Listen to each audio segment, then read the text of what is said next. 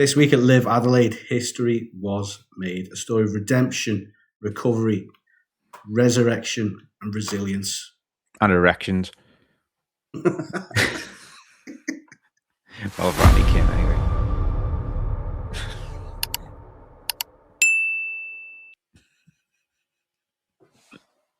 Honestly, give this a watch while Jay calms down.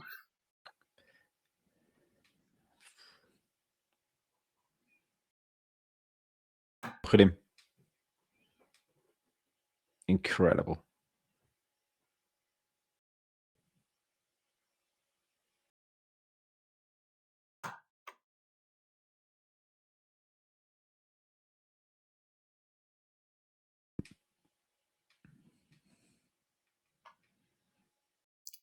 I'd like class. How's your erection, lad? My erection. After that, pushing the table up.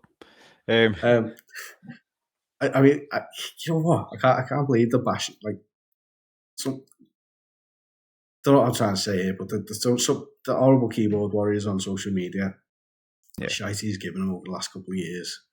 And when I went on to X the other day after his win, like his last post, the first comment on it was like, "You're finishing DFL, you loser." And then obviously, there's loads of subsequent comments like, "Oh, this aged well," and "Do you think now?" and all this. But he's had to deal with some crap, hasn't he? Yeah, I mean, unbelievable story. What people don't realise is you've also got to be. You've got to, when you're writing on Facebook or YouTube and you comment, you've got to be in the real world as well. You wouldn't say that to someone's face, would you? And to be honest with you, addiction is a horrible thing mentally. You don't choose to do it. It just takes over your life. And clearly he's had his demons. He's risen up under the age of 25. He had 3 wins. He was set to be an unbelievable player.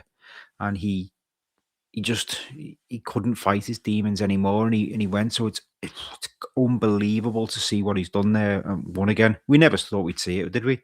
We were hyped him up last year, didn't we, when he came back?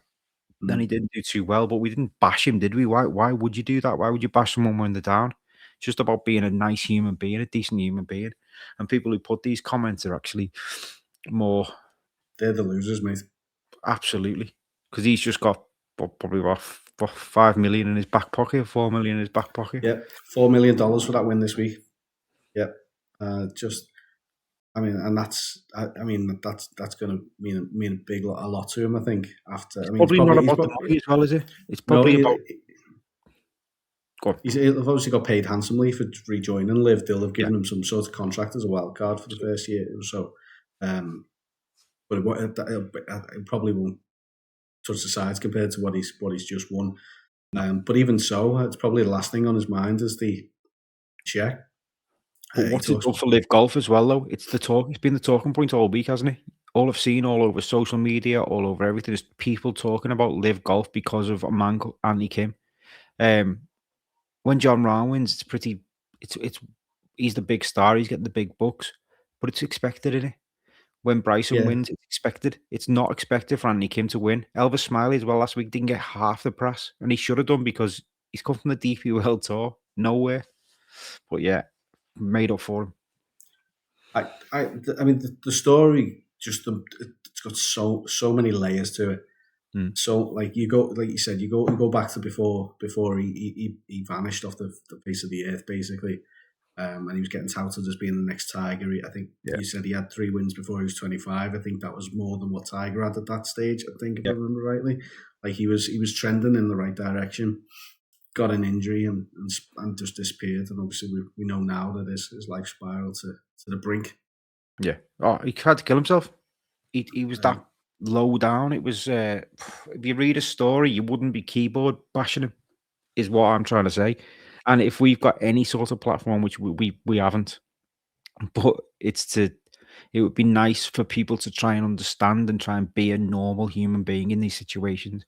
The human being that will sit in an office with other people and talk to them and not be an absolute bellend online.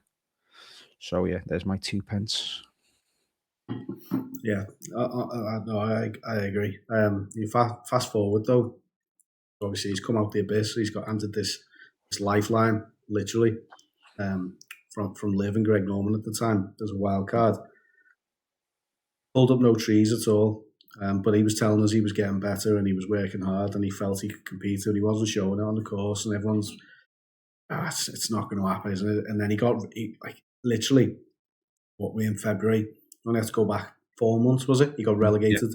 You wonder, where's he going to go now? Is he going to spiral again? Is he done? No, he goes on to the LIV International, the International Series, gets his wild card back by qualifying with a big birdie put on the last hole. I think he needed about 15 footer that he had to hold. Did it, finished third. Qualified as a wild card. Patrick Mead moves on. Patrick Reed opens up a space on 4 aces. Next thing you know, he's gone from not having a game. He's a member of a team. He's got a 12-month contract, and then goes and wins the week after, playing with Bryson and John Rahm in the final group. Like, unbelievable. And not just that though, the minerals that he's produced there to shoot 9 under on the last day is unbelievable.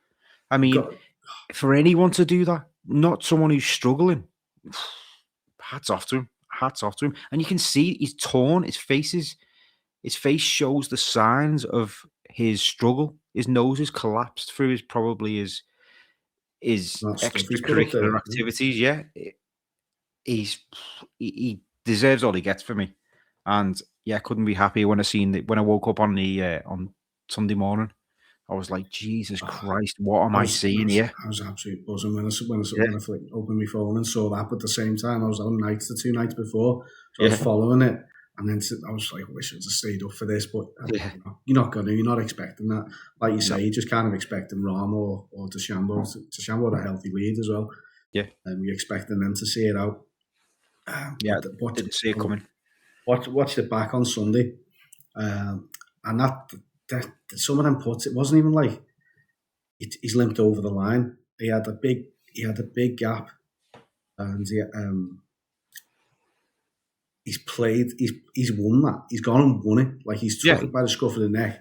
100%. He's absolutely thrived on being in that pressure cooker situation with them 2 big guns in the last group on Sunday. And he has absolutely gone and torn it up. And you could see it wasn't. Like Scotty tears it up week after week at the moment. Shows no emotion. There's just nothing there. Every single putt had a fist pump with it. It was like watching a young tiger. Yeah. I don't blow smoke up his ass too much. Yeah. But you don't see that emotion anymore from anyone, really. But birdie after birdie, putt after putt, he was like, and then when he held his last putt to win on Sunday, he was geeing the crowd up as well. Like, he wasn't even nervous. He was absolutely reveling in it. Humped, wasn't he? It was just buzzing for him. Absolutely fantastic story, that. Yeah, great story. And another great storyline for golf, really. We've seen Tigers come back to win. I think what was it? The Masters? I can't even remember, to be honest with you. What was it when he came back? Tour Championship 2018, yeah.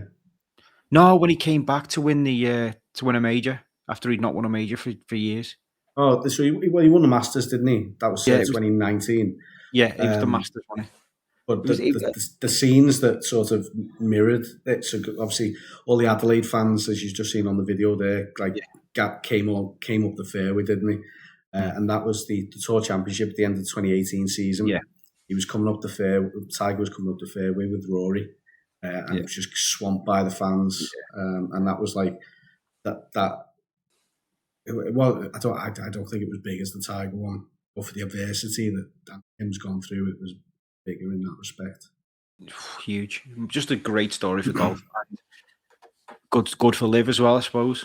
Whether you're a LIV fan or not, it's put them on the map again.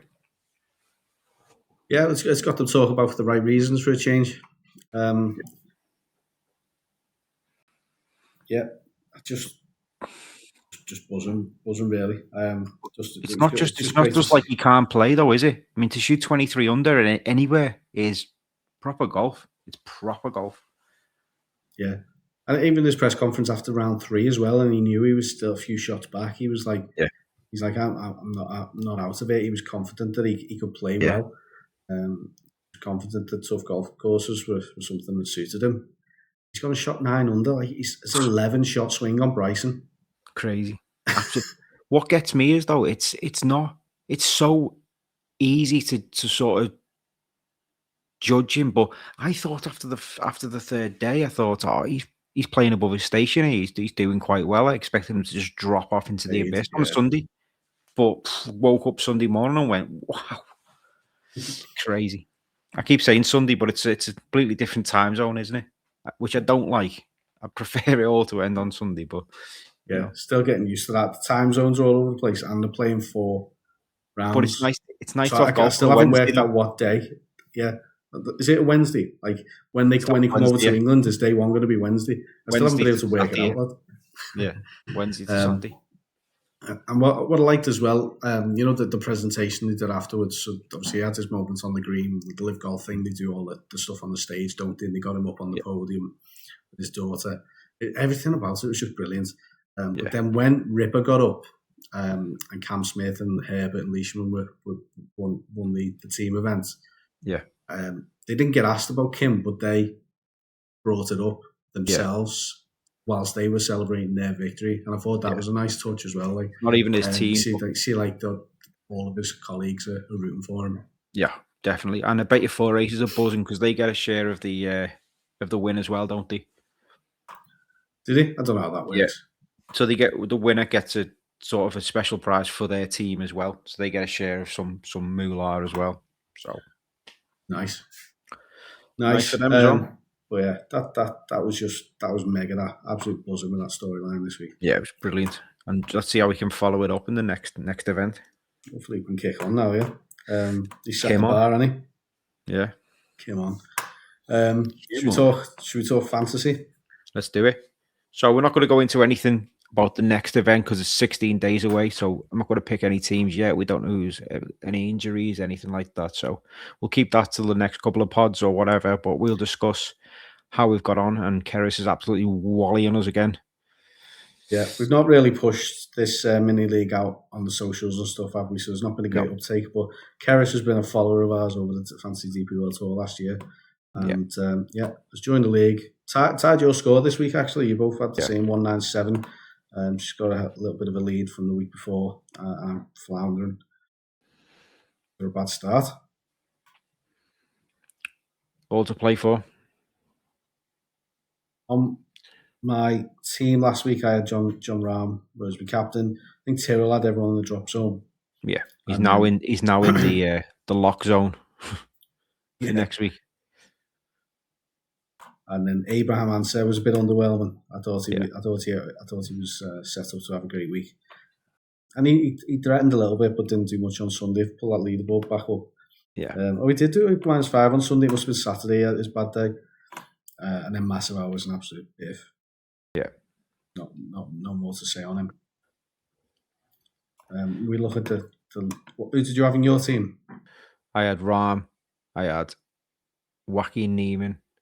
I had bloody Laurie Cantor, who threatened on the first 2 days, then shot 7 over on the third day. And I had Tyrrell, like probably everyone else. So not a bad week, but Laurie Cantor just screwed it up for me. His points total was -1. Yes, that's where you've lost, isn't it? That's where you've lost out this week. Yeah, I've just noticed that before. The absolute biff. I just don't know what's going on with him. He makes it into the top 50 in the world, and then he just goes to absolute pot when he goes over to the PGA Tour, gets his PGA Tour cards, and thinks, "Nah, I'll just go back to LIV." What's his game? I genuinely think he just had a purple patch early part of last year, you know. But he's not consistent enough to do it at that level. I think so. Yeah, maybe we keep referencing Waring as the obvious one. Yeah, earned his PGA Tour card and then it's just gone off into the abyss. And then there's a few players who do that you find it yourself. Like if you're playing golf consistently now as an amateur golf in your golf club, you look at your handicap scorecards. You'll have like qualifier, dud round, qualifier, dud round, but then you'll have like bang, bang, bang. You'll get three scores in the qualifier because you just get into a bit of a purple patch and get a bit of a feel for it. And it's obviously the same for these guys, I reckon. I think Laurie Cantor probably knew that in his heart of hearts, and he's probably why he took his payday. Maybe. Yeah, he needs to create some wealth for his family. But yeah, I won't be picking him again, is what I'm going to go with there.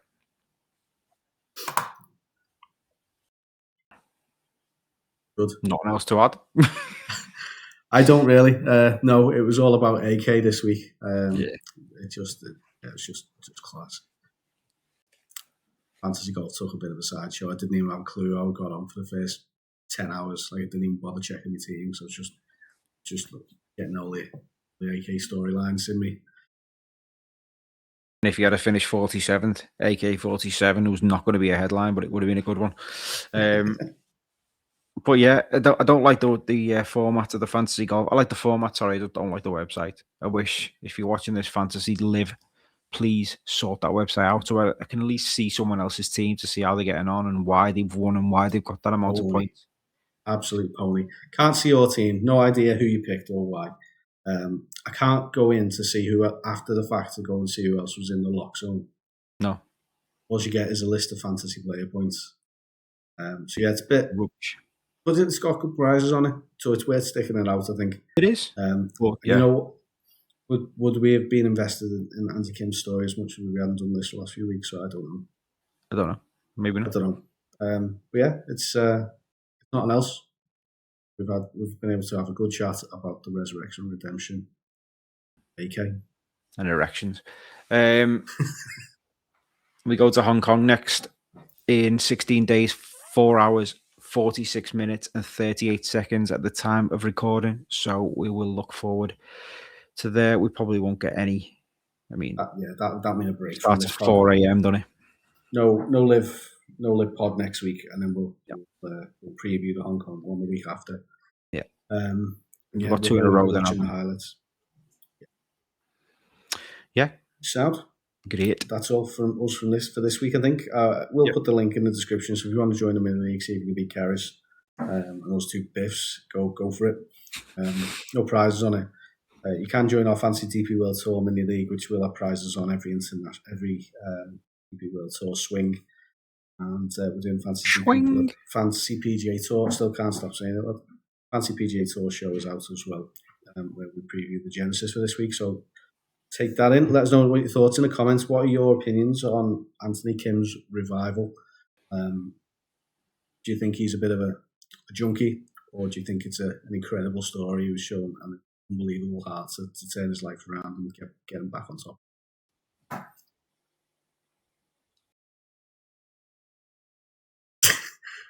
Thought you froze then, had you? You threw me. Right. We'll catch you next week.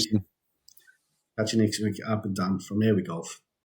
I've been Jay from Here We Golf. Good to have you with us for this new format, and we will see you soon.